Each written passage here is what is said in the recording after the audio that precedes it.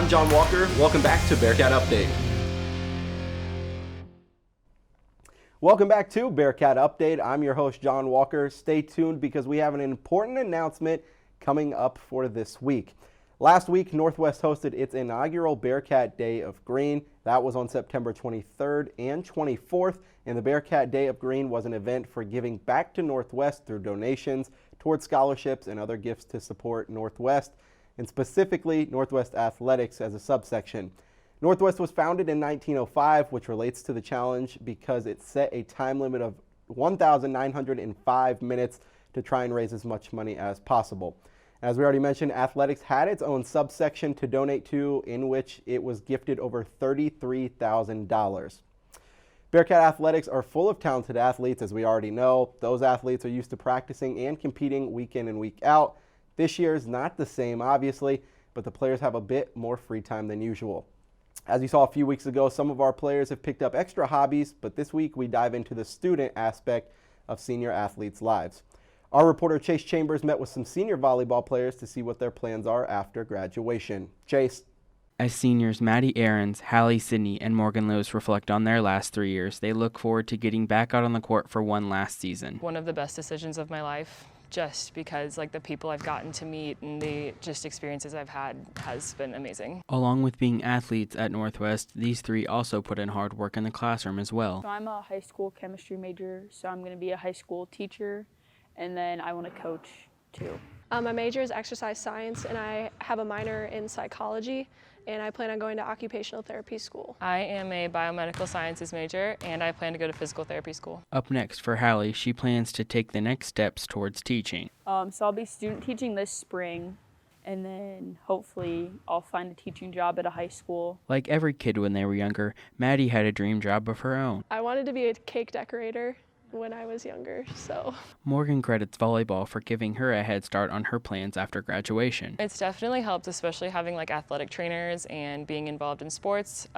Through sports, I've actually gone to physical therapy a couple times. No different than watching game film, Hallie wants to stay prepared with the changes in her future occupation. You're expecting to teach in person, so I've kind of started to, in a lot of my education classes, just learn little tools for online learning, just if in the case that I will be student teaching online, which is possible. Maddie shares with us her favorite memory since playing at Northwest. When we went to Washburn and they were undefeated and we beat them at home on their homecoming. Reporting for Bearcat Update, I'm Chase Chambers.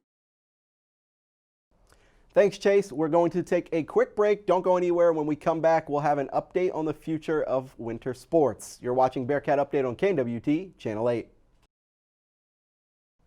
Welcome back to Bearcat Update. Last year, the men's basketball season was halted after the Bearcats won another MIAA tournament championship, but before the Central Region tournament.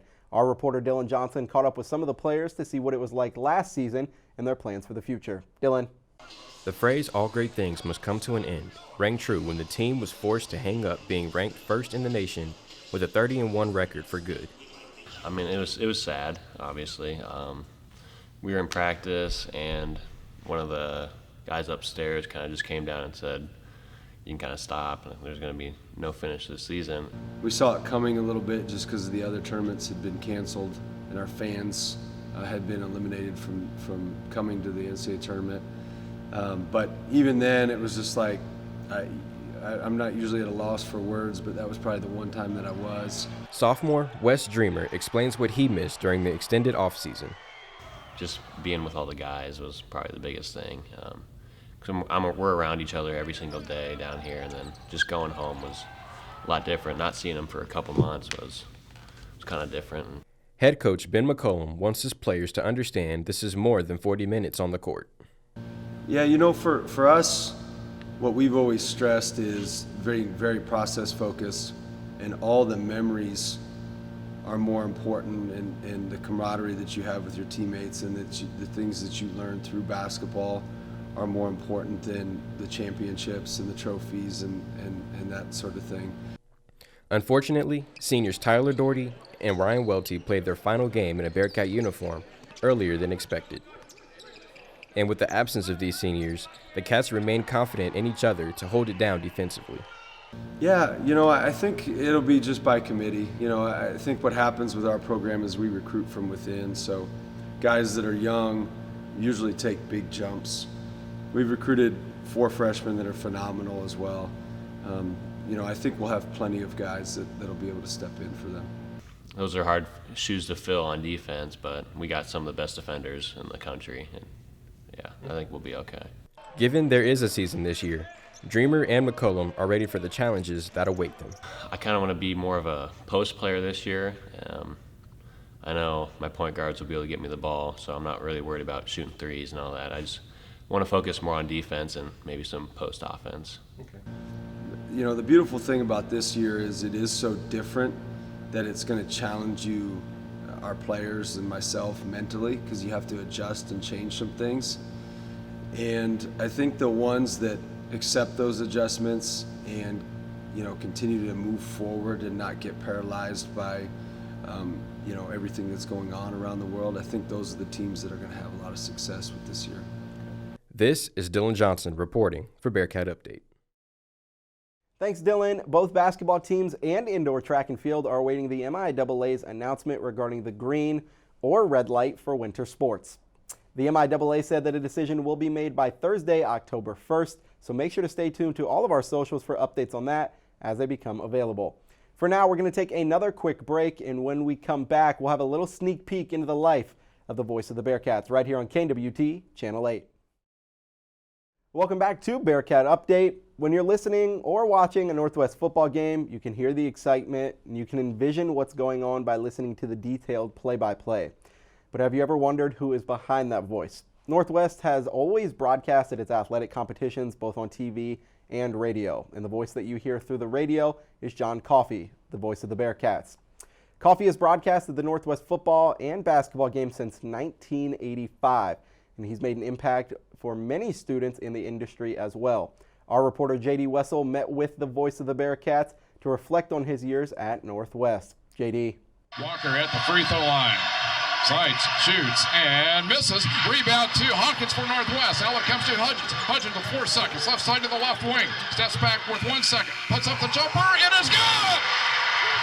Hudgens with the jumper. Puts it in. John Coffey has been the man behind the microphone for the last 21 years at KXCV KRNW. And with legendary calls like last season's buzzer beater win from Trevor Hudgens to claim another MIAA regular season title, he talked about his career as a whole and the things he's enjoyed from his 37 years of broadcasting. Very fortunate. It's been a fun career. I've been able to experience a lot of things that I think a lot of people wouldn't be able to experience, but it's just part of the fun of being in radio. I've had an opportunity to call numerous national championship football games.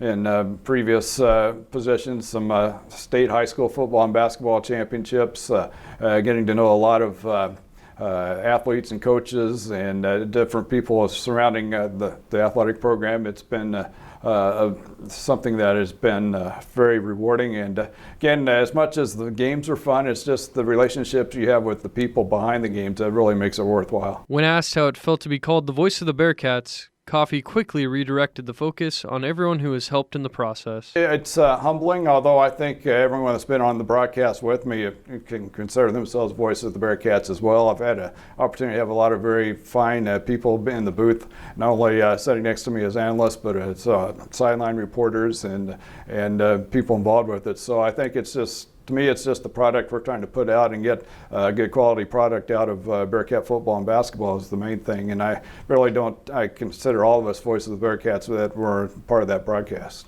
Coffey said since the cancellation of sports, he's had a lot more free time at home, spending time with family and doing work around the house.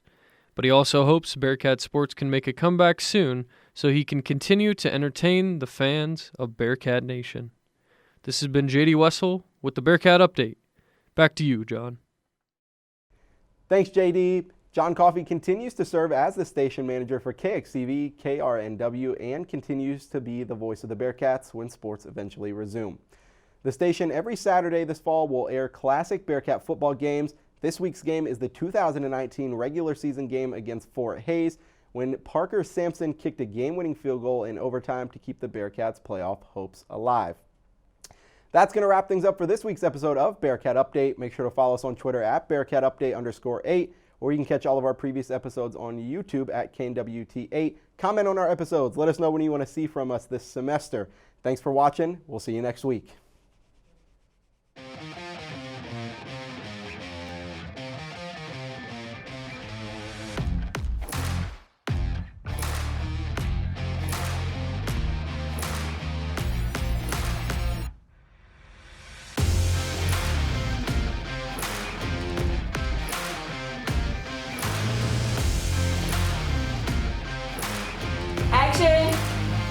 I'm John Walker. Welcome back to Bearcat Update.